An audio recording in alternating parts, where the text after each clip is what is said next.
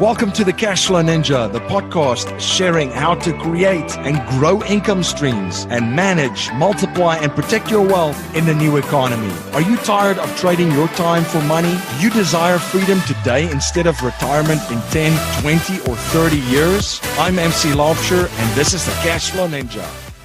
Hello, Cashflow Ninjas. MC Laubscher here, and welcome to another episode of the Cashflow Ninja. I have a great show for you today. In today's show, we're going to look at the importance of creating rich habits. Joining me in this episode is returning guest Tom Corley. Tom is an internationally recognized authority on habits and wealth creation. His inspiring keynote addresses cover success habits of the rich, failure habits of the poor, and cutting-edge habit change strategies. Tom has spoken alongside Richard Branson, Victor Hansen, Robin Sharma, and Dr. Daniel Amen, and many other notable speakers. In Tom's 5-year study of the rich and poor, he identified over 300 daily habits that separated the haves from the have-nots. Tom is a best-selling and award-winning author. His books include Rich Habits, Rich Kids, Change Your Habits, Change Your Life, and Rich Habits, Poor Habits. Tom has appeared on CBS Evening News, the Dave Ramsey Show, CNN, MSN Money, USA Today, the Huffington Post, Marketplace Money, Success Magazine, Inc. Magazine, Money Magazine, Kiplinger's Personal Finance Magazine, Fast Company, you name it. Tom has been featured on there. We're honored to have him on the show again today, joining us. If you're interested in joining our investors group, you could go to cashflowninja.com/investors group and fill out an application form and or email me at info@cashflowninja.com to start the discussion to see if you're a good fit for our group. And if you're living in the Philadelphia, Bucks County, and Southern New Jersey area, we are hosting a live investors meetup event every month in Newtown, Pennsylvania. For more information on the monthly event and information on how to join us at our next live event, you could go to cashflowninja.com/events. MC Laubscher here, the host of the Cashflow Ninja podcast and also the president and chief wealth and investment strategist of Producers Wealth, where we help our clients integrate cash flow banking, also known as infinite banking, with their business and investments. If you're interested in learning more about how we create strategies that integrate cash flow banking and investments to turbocharge them, you can access a video series at yourownbankingsystem.com. That's yourownbankingsystem.com. Tom, welcome back to the show. Hey, MC, thanks for having me back. How you doing? Doing fantastic. Really appreciate you and always enjoy our conversation. So this has been quite a pleasure to connect. Tom, if you don't mind sharing a little bit about your background and your journey with my listeners. There might be some listeners that's familiar with you. Tom's been on the show before, but there's a lot of new ones. For the new ones, I would also highly recommend going back, just putting Tom Corley in at cashflowninja.com to capture those 2 first episodes. But Tom, if you want to give them just a little bit about your background and journey. Sure. So I guess my background is I'm a CPA. I'm a certified financial planner. But I'm also the author of several books. I did a 5-year study on the daily habits of rich people and poor people. And then I wrote a book called Rich Habits, which became kind of a semi-successful book. I mean, I've sold over 100,000 copies of it. And I've then since written other books, Rich Kids, Change Your Habits, Change Your Life, which was also pretty successful. And a book with Michael Yardney in Australia. He's one of the top real estate experts in Australia, and we wrote Rich Habits, Poor Habits, and that became a bestseller and does very well in Australia. And now we're kind of exploding all over the world with different publishers in China and Vietnam and India and South Korea even. So we've got a lot of my content is getting out there in the world, and it's pretty cool because it's all based on research, and people dig the research. They want to know more about what it is that rich people do that makes them rich, and what the poor people do that makes them poor. So it's a pretty exciting journey I've been on the list since 2009. And this journey started for new listeners too. If you don't mind sharing that part of it too, because you're the client with a situation, and that's kind of what kickstarted this mission and journey, right? Yeah, that's right. I had just taken over this CPA firm, and one of the business clients who had been with us for a while, he came in and wanted to meet me. He had a big emergency. So I met him that night. It was like 8:00 at night. He came to my office after work, and I think it was a Monday, and he said, I've got a problem. My bank just termed my line of credit, and that means they shut down the line of credit and converted it to a term loan. And he said, I've got payroll this Friday, and I'm not going to make it without, I need a couple $1,000s more, so I need to get another line of credit, and I need you to help me get that. And I told him there's no way I was going to be able to get him in 4 days a line of credit with any bank. So he kind of broke down, and he started crying, and he said, what am I doing wrong?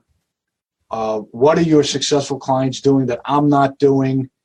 And so it was so emotional, the meeting, that I left. And the next day I started doing research to try and find out, what is it that rich people do that makes them successful? And what is it that poor people do that drags them down? And the only thing I could find that was of any value was the Millionaire Next Door. But that focused on people that were, making a decent buck, that were already kind of successful, and what their habits were, not necessarily habits, but what they kind of did with their lives to get to that point. And I said, well, this isn't really helping. It's not specific enough. So I started doing my own research. I started out interviewing rich people. And that took 2 years. I had basically what I called my 20 question list, which was 20 categories. And if you broke down all the questions in those 20 categories, it equaled about 144 questions. And then I took that data and I just dumped it onto Excel worksheets. And then I shifted over to poor people, and that was about 1.5 years, and did the same thing. And then I kind of realized when I was analyzing all my data that, my God, this is all about habits. I mean, this is daily habits. Like 90% of the stuff that separates the rich from the poor are habits.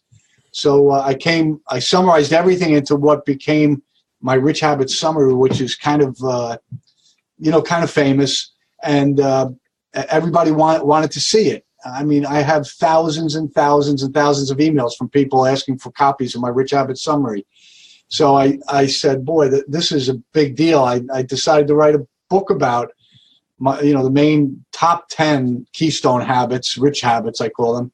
And the rest is history. I've been, it's taken me to Australia. It's taken me to Vietnam, to Canada a few times, and all over the United States doing speaking engagements. And I've been in the media probably 1,000 times, and major media too. I've been on TV, CBS, Fox, NBC.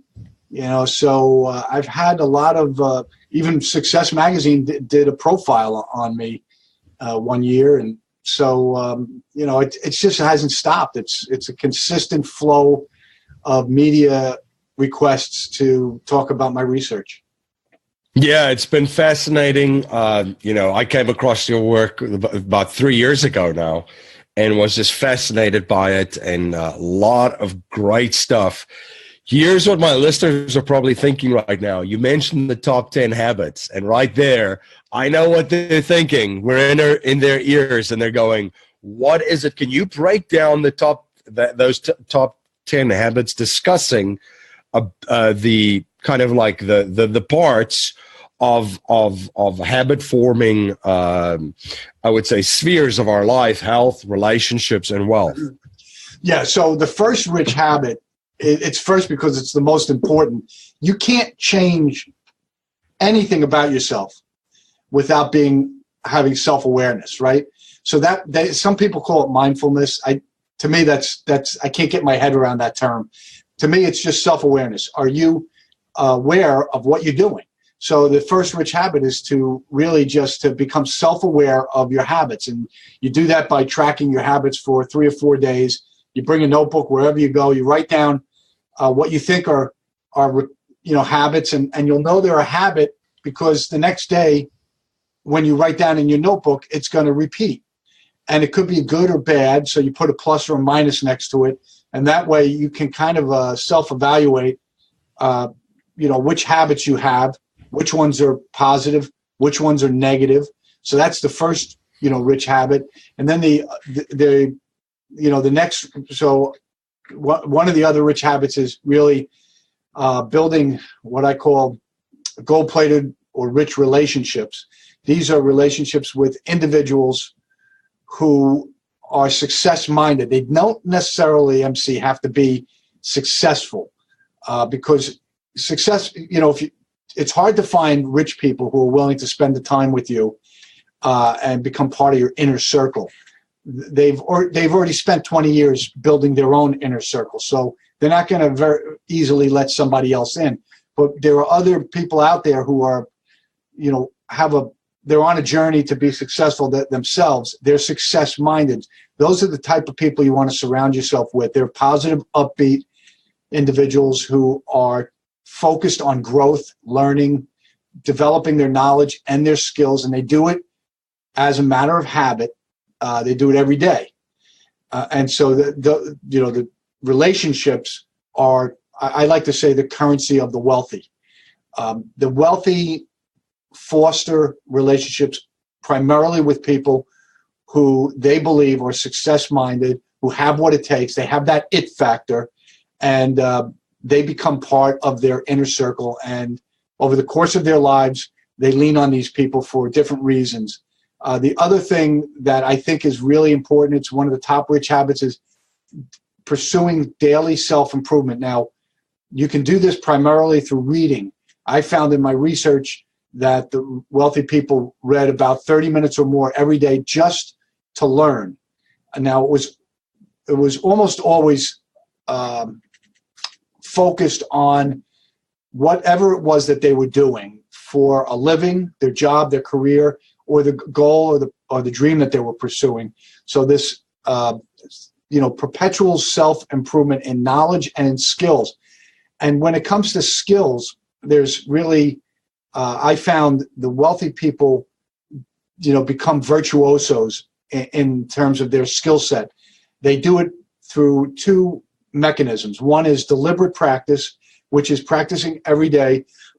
You can practice all of the subsets that make up your skill every day. For example, tennis players. I used to be a tennis player, a very good one. And, what I know, because I know a lot about professional tennis players, is, we would focus on hitting, say, 500 backhands down the line. Then we would focus on hitting 500 cross-court backhands. Then we would hit forehands down the line, then lobs, then volleys, then serves. We'd spend 4 hours practicing subsets of our skills. And that's deliberate practice. Now, there's another type of practice which takes you from being very good, maybe even borderline professional, to being a virtuoso, somebody like a Liberace on the piano or a Steve Jobs in terms of design. And that's analytical practice. That's practicing and then having somebody provide what I call a feedback loop. It's immediate feedback. They watch you doing something, a skill, and then they provide immediate feedback on how you're doing that. As a writer, I get immediate feedback every time I write an article. I have, thousands and thousands of people that follow me, and they'll immediately provide feedback on the article. And then I'll look at it and I'll say, oh boy, that's a good point. I've got to really improve, the way I'm trying to communicate a certain point. And so that feedback is critical because that takes you from being really, really good to being a virtuoso. And virtuosos get paid the most amount of money. They get a premium for whatever, the service or product that they're providing. And then there's health. So I found that in my study, which surprised me, that wealthy people were devoted to aerobic exercise. In fact, 88% of them they spent 30 minutes or more on some type of aerobic activity. And that why it surprised me is I had this, because I grew up in a family where we were poor for most of our lives. And I had this vision of wealthy people in my head as fat, smoking a cigar, greedy, unhealthy. They worked all the time. They were just focused on making money. And my research said, no, that's absolutely not true. They were actually focused on maintaining optimum health. And so why was aerobic activity such a fundamental part of their exercise regimen? Well, as it turns out, because I wrote a book, Change Your Habits, Change Your Life, which is really the physiology behind habits.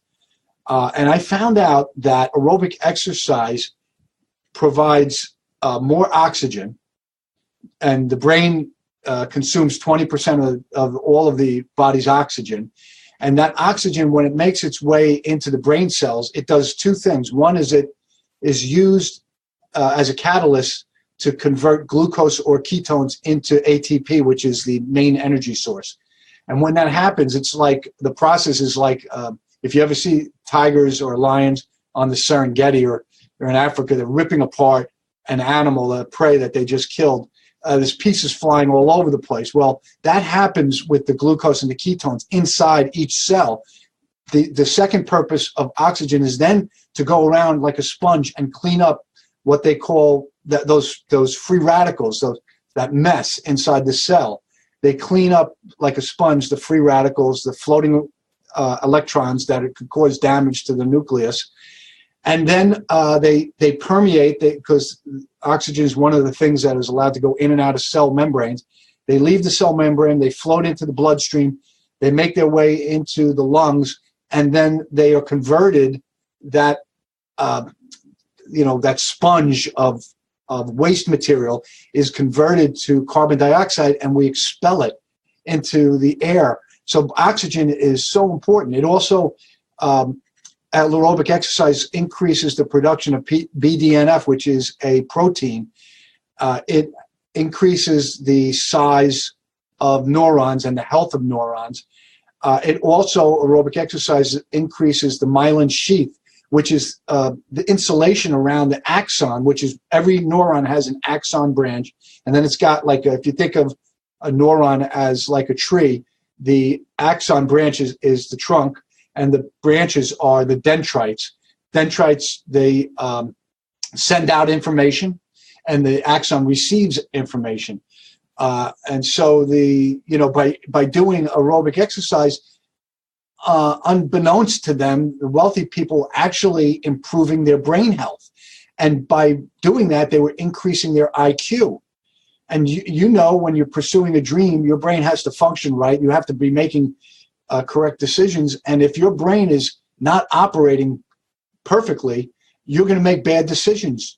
And so unwittingly, I think these millionaires were engaged in aerobic exercise. It's almost like their intuition told them, you need this aerobic exercise because we need our brain to function optimally so that we can succeed. So those are some of the rich habits that probably the top 5. Yeah, those are great. And I highly recommend that book for our listeners. If you have not read Tom's book, definitely check that out. Tom, you also talk about 5 paths to wealth, because there's different ways of doing this. You mind sharing them? Yeah, so this is an important topic because not everybody's hardwired differently. And there's really 5 paths to wealth, 4 of which you can create your own wealth. One is inheritance. The first path is the saver investor path. So this requires that you live below your means, save the difference between what you spend and your net income, and then invest it prudently. In my study, the self-made millionaires saved a minimum of 10%, but most often they saved 20 or 30%, this saver investor class of millionaires. And then over the course of 32 years, they built their wealth by saving and then investing their savings and watching their investments prudently. That's that path to wealth actually requires no skill set.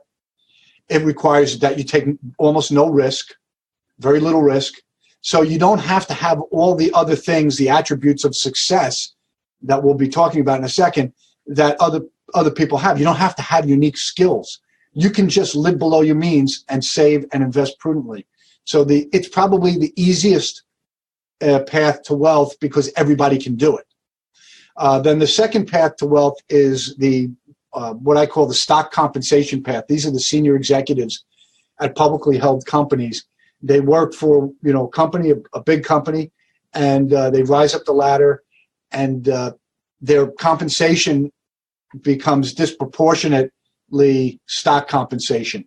I have those people. That path takes about 20 years to accumulate wealth, according to my study. And the third path is the virtuoso path. This is the path where you engage in deliberate practice and analytical practice, and you perfect your skills. You become the best in your industry at what you do or what you know, and you get paid the most because you're a virtuoso. And that also takes about 19 or 20 years to become wealthy from becoming a virtuoso. And then the fourth path is the dreamer path, the entrepreneur, pursuing a dream. That's the path that I pursued. That just happens to be hardwired. That and virtuoso, to some extent, happens to be hardwired in my DNA. Other people might be a saver investor. Other people might be comfortable being in a big company, but that wasn't for me. So that path, that really requires that you you have to find a dream, something, and it's something that you should be doing as a dream because it makes your heart sing. It inspires you. It's something you think about 24/7. You can't get it out of your head. That became the writing for me. I had no idea I was a good writer until I, pursued the dream of writing a book. And now that's, what I do. So then the fourth path is the inheriting your money. That requires just dumb luck. Just have to be born into a wealthy family or an expanded wealthy family where you get. I had a friend of mine who was a middle income class person, and he inherited over $1 million. He didn't even know he was going to inherit it. He had no idea. And it came at the most opportune time when he was in his mid-50s, when we need the money the most, right? So that happens. You get lucky and you inherit money. So those are really kind of the 5 paths towards wealth creation. Absolutely, the lucky sperm club, right? And of course, you can marry it as well. There's a lot of ways. There's right. a lot of ways to do it. I love the dream part, and definitely can relate to that.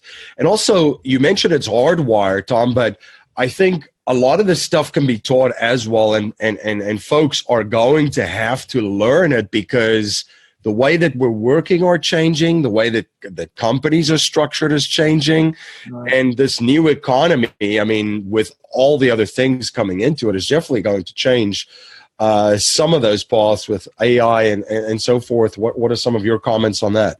Yeah, well, I think the saver investor path to wealth, for those who are risk averse, people who are unwilling to take risks, I think that's a great path. But it does take a long time. I know a lot of my clients, because I run a CPA firm, they chose that path.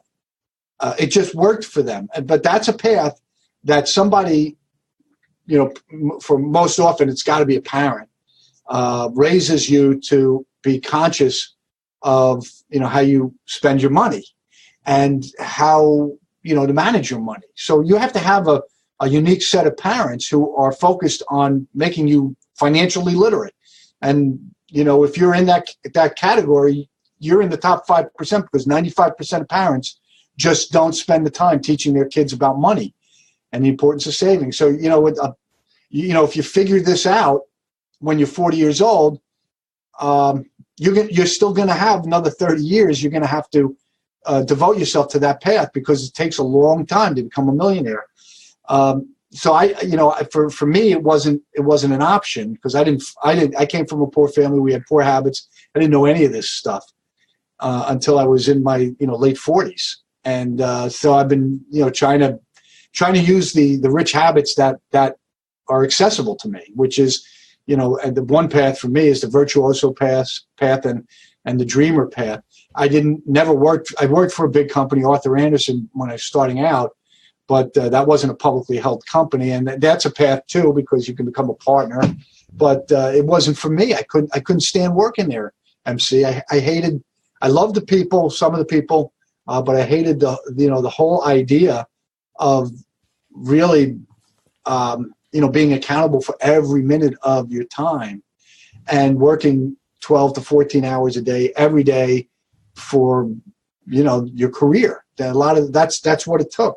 So that wasn't for me. So you have to find the path that's right for you. That's the right fit for you. And for me, it was the dreamer path. That was a fit for me. It was just perfect. You're listening to the Cashflow Ninja, the show helping people all over the world create monthly cash flow and achieve freedom today, not in 10, 20, 30, and or 40 years. This is the show where cash is not king, but cash flow is king. We will be right back after a word from our sponsors. My friend Dave Zook says you can be conventional or you can be wealthy. Pick one. Dave and his team at The Real Asset Investor have syndicated many successful real estate and ATM projects over the last decade. Now his team has an exclusive opportunity for investors in the coal space. Do you want to be part of an energy project that takes conventional coal and cleans it up by extracting liquids while releasing almost zero emissions? The sale of these liquids can produce strong double-digit cash flow and aggressive tax benefits against ordinary income, all while using America's #1 most plentiful resource in a responsible, efficient manner. Now that's non-conventional. For more information on this exclusive opportunity, you can visit therealassetinvestor.com or contact the Real Asset Investor team at info@therealassetinvestor.com. Are you having a hard time finding great investment properties? Unfortunately, the best deals are rarely found locally. Successful investing begins with the right properties in the right markets. Norada Real Estate provides everything you need to invest in the best deals across the United States. Our simple, proven system will help you create real wealth and passive monthly cash flow. Learn how to find the best deals by downloading your free copy of The Ultimate Guide to Passive Real Estate Investing at noradarealestate.com. That's NORADA realestate.com. You're listening to the Cashflow Ninja, the show helping people all over the world create monthly cash flow and achieve freedom today, not in 10, 20, 30, and or 40 years. This is the show where cash is not king, but cash flow is king. Now let's return to our interview. Here's a topic that you and I had mentioned, and a concept that I like leaning into this one. The concept of self-interest and pursuing self-interest, because especially in today's world of political correctness, if you even want to call it that, and, all this other virtue signaling and, the rainbows and unicorns and all the fluffy bunnies and all that stuff, that is looked upon as a dirty word. I don't know if you want to touch on that a little bit and give your 2 cents on self-interest and the importance of self-interest. Right. So it's called the universal law of self-interest. I really think everyone who wants to understand this topic better would read Adam Smith's The Wealth of Nations, or any biography on Adam Smith. There's a new biography that just came out that I'm reading.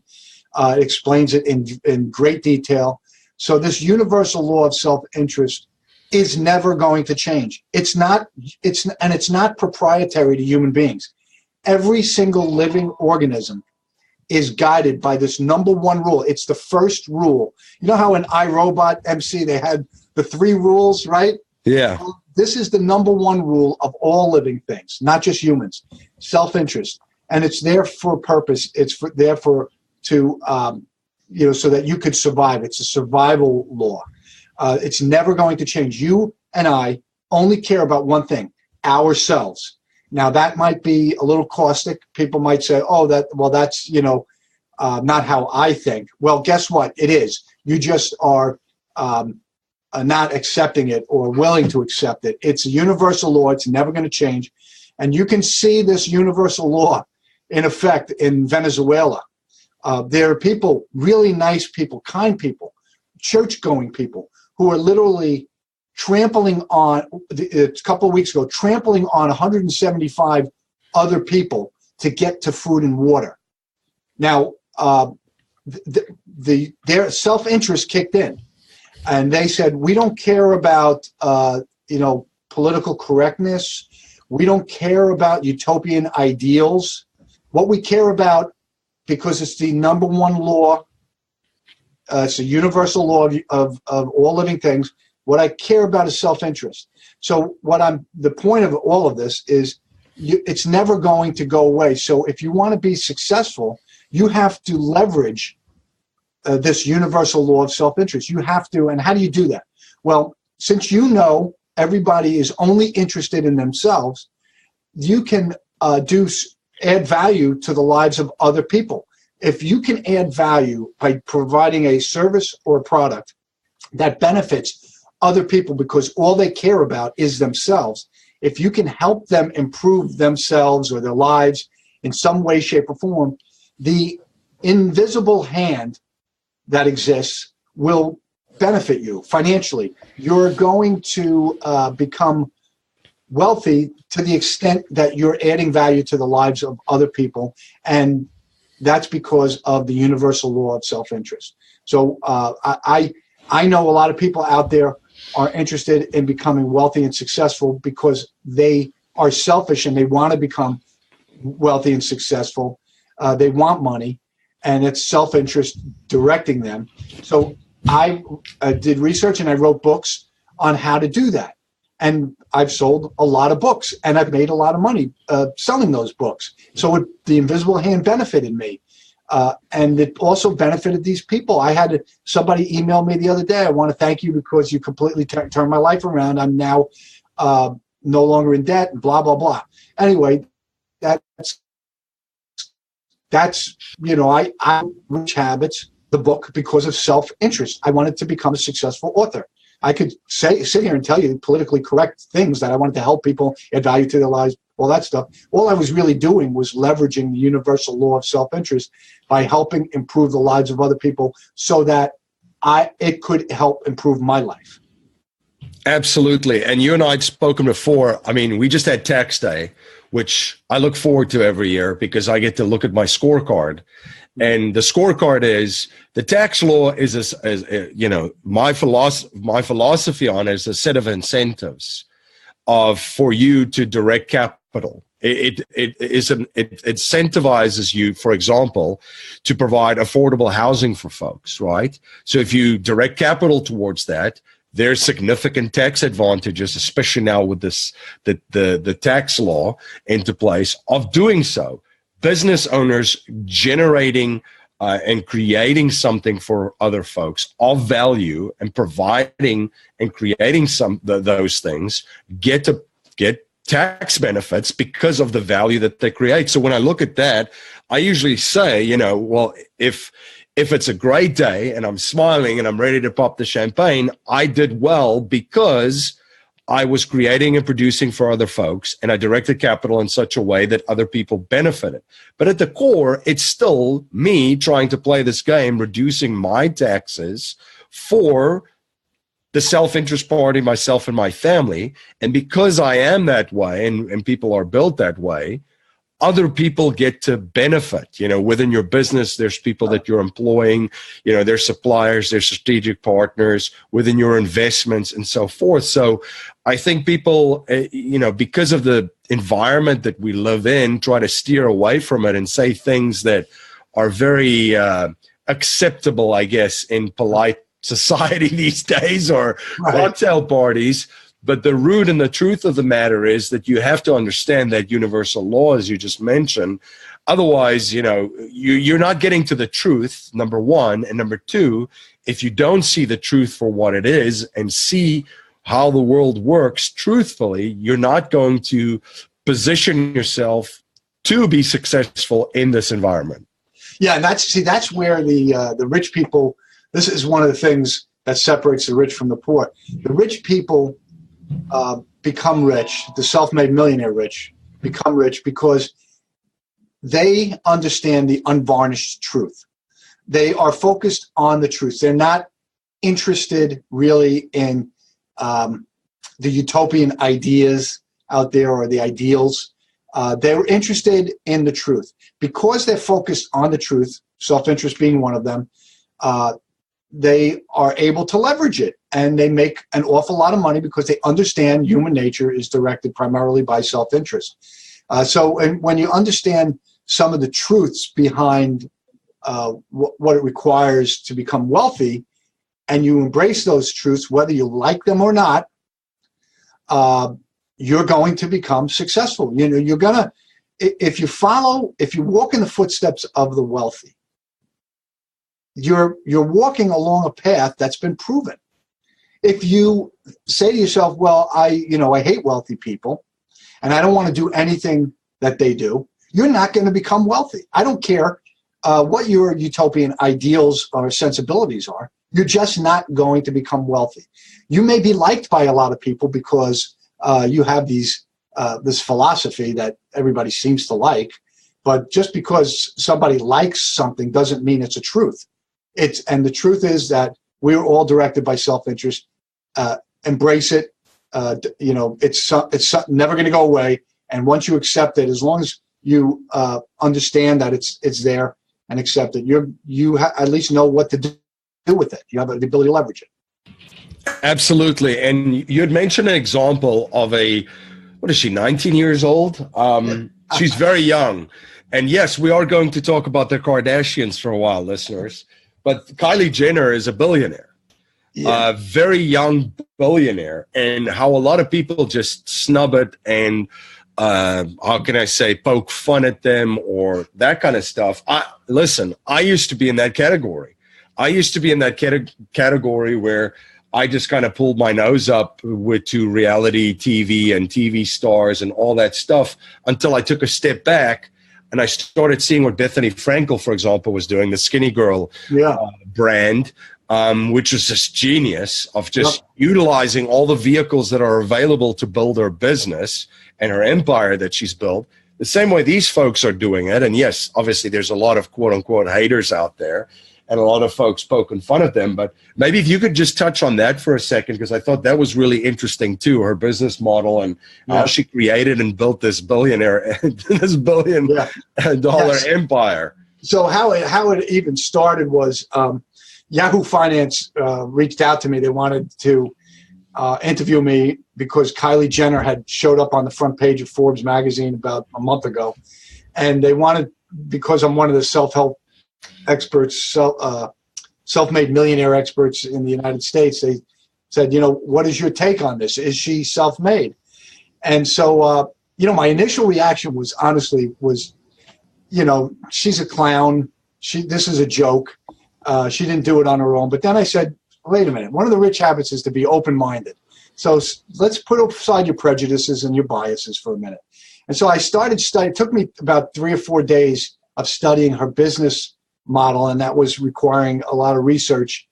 And I after I was done, I was like, oh my God, I was completely the opposite of right, which we call wrong, about Kylie Jenner. So what I found out is she had a business model that was a 4-step business model. The first step involved building, anybody who's going to be successful, your business model, you have to build your brand. And the brand is really your herd. And which is another topic we can talk about. It's the herd doctrine. It's building a brand is really about bringing more people into your herd. What Kylie Jenner did, and she leveraged her popularity thanks to her family, is she was devoted to Instagram. That was her primary social media outlet. And she built, over the course of something like 6 or 7 years, 110 million followers in her Instagram account. And I think she had 26 million people on Twitter. So she built this incredible brand. So that was the first foundation for her business model. The second thing she did was she was surrounded by success-minded people, successful people. Her mother is like her or hate her, I don't care what you say about Kris Kardashian, she's a brilliant businesswoman, brilliant. And she and the people that she has around in her orbit she brought along, and they started advising Kylie Jenner on how to be successful, especially with respect to her modeling career.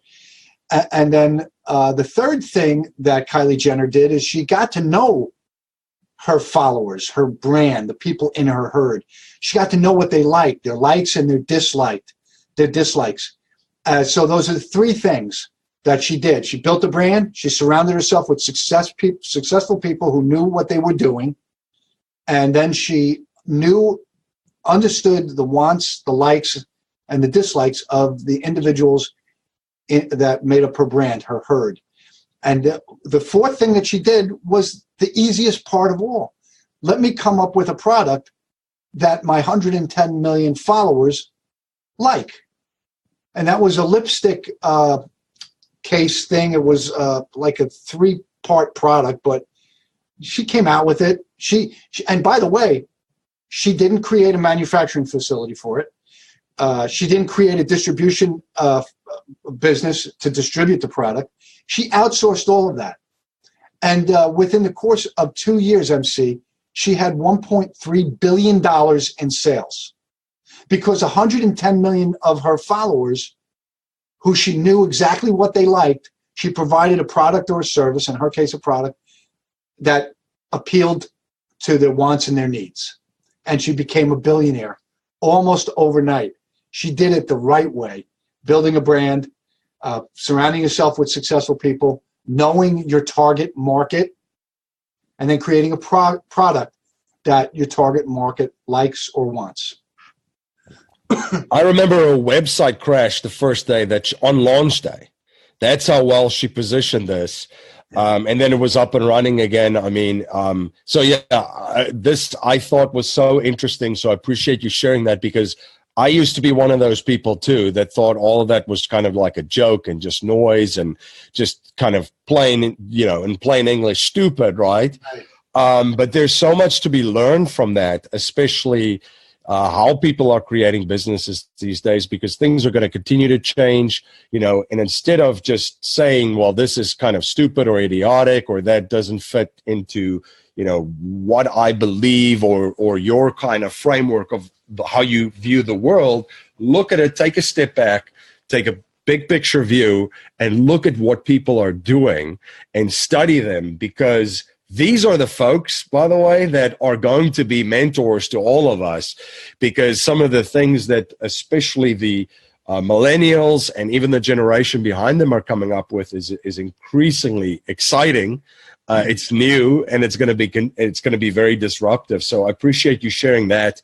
One final question for you. I love touching on legacy and the next generation and so forth, and now having 2 kids under 2, these things are extremely important to talk about. You've spoken about, and you've written a book, Rich Kids, but also about habits for children and certain habits that parents should start teaching children. What are some of the important ones that you can share with our listeners? Well, so the kids, the technology has really wrapped its arms around the kids nowadays, right? So there's, any kid who's 10 years old that doesn't have a smartphone, they get made fun of now in school, right? So the smartphone is literally, it's attached to them. It's part of who they are. And that smartphone opens up an entire world of opportunity to these kids. The ones that are going to be the most successful are going to have habits that leverage that technology. And what are those habits? It's the habits of listening to, podcasts instead of, going on Instagram and just shooting pictures with your friends, or Facebook. I know the kids don't like Facebook, but Instagram, Snapchat, instead of just focused on that, you can use that technology. Parents can teach their kids or institutionalize habits with respect to their kids in the use of the cell phones, so that they're using the cell phones to help learn, develop skills. And the learning part is, they can listen to podcasts, they can read books on their cell phones now, get them an Audible account, let them listen to audiobooks. They can read on their phone the ebooks, so you can do that. You can direct the kids to certain podcasts. Hey, I'd like you to listen to this podcast. You're going to learn. Podcasts are the big thing. And podcasts are going to forever be the big thing because of the cell phone. So you can. I think that would be important. And then parents need to teach their kids about financial literacy. They're not. They 95% of them don't. They ignore it. But the kids need to understand the value of a dollar. The only way they're going to understand the value of a dollar is if they're able to use money, and how the only way they can use money is if they have it. So an allowance is a good idea, but now you can use that allowance in an effort to teach the kids the value of money. You could say, I'm giving you an allowance. You can spend 50% of it. The other 50% goes into a savings account, and then we're going to invest that money. You can teach the kids these things. Good parents, mentor parents, success-minded parents do those things. And building relationships. This is so important. Jim Rohn once said that you are the sum total of the 5 people that surround you. And there's a lot of truth in that. Who are the friends of your children? Are these kids, the rich relationships that I talk about? Are they gold-plated relationships? Or are they losers? Are they kids that are going to constantly breaking rules that, are disrespectful to adults? If you've got your kids hanging out with those kids, guess what's going to happen to your kids? They're going to pick up their habits. And there's research, studies that I write about that harp on this. They say these studies all point to the conclusion, the finding that if you're not instilling habits in your children, somebody else will. It's going to be their circle of friends and influencers. And so you need to be monitoring your kids all the time in terms of their habits. It's important. Otherwise, they're going to have bad habits. And, you see it with kids that grow up and they hang out with the wrong crowd. They start, doing drugs, smoking pot, doing heroin, the Oxycontin. It's all fun and games in the beginning until they get addicted. And where were the parents? Where were the parents? They were completely missing this happening because they're, again, most people are focused on themselves. It's the universal law of self-interest at play. They're not focused on their kids like they should be. They should be watching everything their kids do. So that's, some of these habits that your kids pick up, well, they're going to be coming from their circle, their influencers that are around them. Make sure they're surrounded by the right people, not the wrong people. Absolutely. Tom, I appreciate your time. Thank you so much for coming on the show. Always great to connect, my friend. Where can my listeners learn more about you? Where can they follow you? And where can they stay informed of all the projects that you're involved with? Yeah, so richhabits.net is my website. You could just Google Rich Habits. I'm all over the place. And, if you go on the website, you can subscribe. Doesn't cost anything, but I write every day, so I send out a tip of the morning to you. It's based on my research. And I also have free ebooks, free reports. And then there's, my books. I've got right now 4 books that are out. They can, go on Amazon and pick them up. So there's a lot of information, a lot of content on my website, my books, and a lot of media interviews. I try and put up as many media interviews as I can, the major media ones, the big ones, so you can get a chance for those who have never, maybe they've only heard my voice. Now they can see me. I have different TV interviews that I'm on, and just get a, more, it's like peeling an onion, this Rich Habit stuff.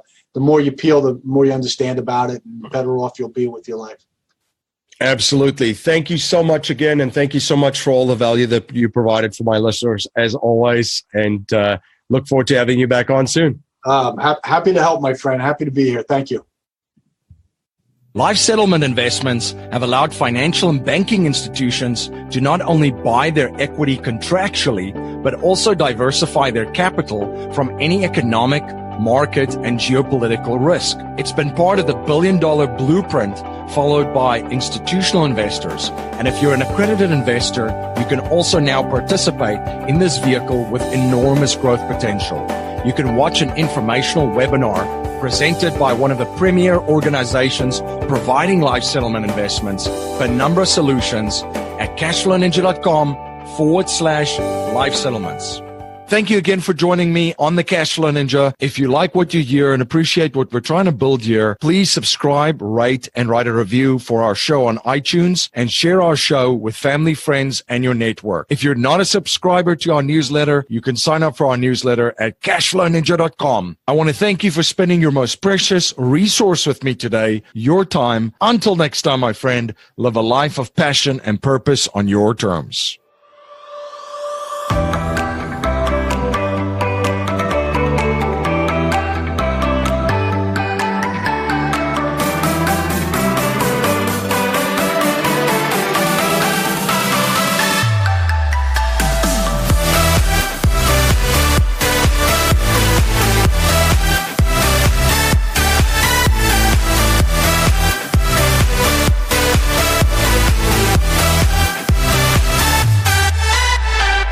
This presentation is for educational and informational purposes only. The information being presented and considered does not consider your particular financial objectives or situation, and it does not make personalized recommendations. This material is not intended to replace the advice of a qualified tax and legal advisor or other qualified professionals, and you should not use the information in place of a customized consultation with a licensed professional regarding your specific personal financial objectives, situation, and needs. We believe the information provided is reliable, but we do not guarantee its accuracy, timeliness, or completeness.